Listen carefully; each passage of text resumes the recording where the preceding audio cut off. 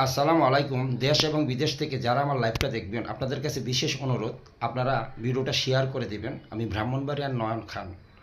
আজকের বিষয়টি হলো, ভাই আমিও একজন বিএমপি পাগল, আমার 14 পুরুষ বিএমপি করে। আজকে বাধ্য হয়ে লাইভে আসলাম। আপনারা যারা আমাদের লিডার, আপনারা বক্তব্যগুলো চিন্তা ভাবনা করে প্রচার করবেন। আপনাদের জন্য আজকে পাবলিকে আমাদেরকে অনেক কথা বলে।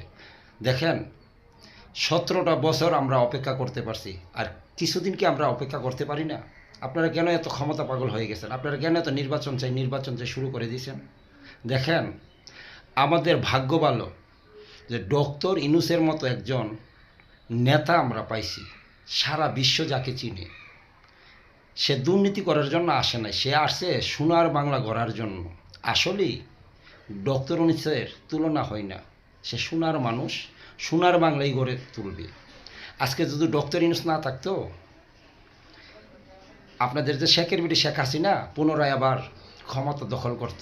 দেখেন না সেনাবাহিনীর প্রধানের উল্টাপাল্টা বক্তব্য, আসিফ নজরুলের উল্টাপাল্টা বক্তব্য। কদিন আগে আসিফ নজরুল যে খেলাটা শুরু করছিল আমাদের ঢাকার ইসরাত ভাইয়াকে নিয়ে, সেই খেলা সে সাকসেসফুল হতে পারে নাই।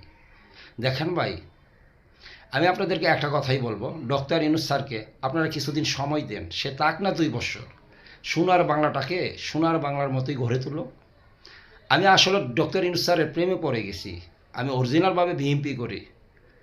শেখ হাসিনার আমলে অনেক নির্যাতিত হয়েছি, বলার কোনো ভাষা নাই। আর আজকে আপনারা শেখ হাসিনার সাথে হাত মিলাইতে চান কেন ভাই? এই জন্যই কি দেশ স্বাধীন হয়েছে? এই জন্যই কি জুলাই আগস্ট হয়েছে? আজকের পরতে আমি আপনাদেরকে একটা কথা বলি, নির্বাচন চাই ওগুলো ভুলে যান। ডক্টর ইউনূস স্যার ঘোষণা দিয়েছে ডিসেম্বর বা জুলাইয়ের মধ্যে নির্বাচন দেশে হবে। তারপরে যদি সে নির্বাচন না দেয়, তখন আপনারা বলবেন নির্বাচন চাই। এই যে ইন্ডিয়া যে কত ধরনের ক্রুপ করছে, আপনাদের কি চোখে পড়ে না?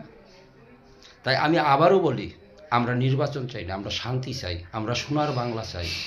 ভিডিওটা যদি ভালো লাগে আপনারা শেয়ার করে দেবেন।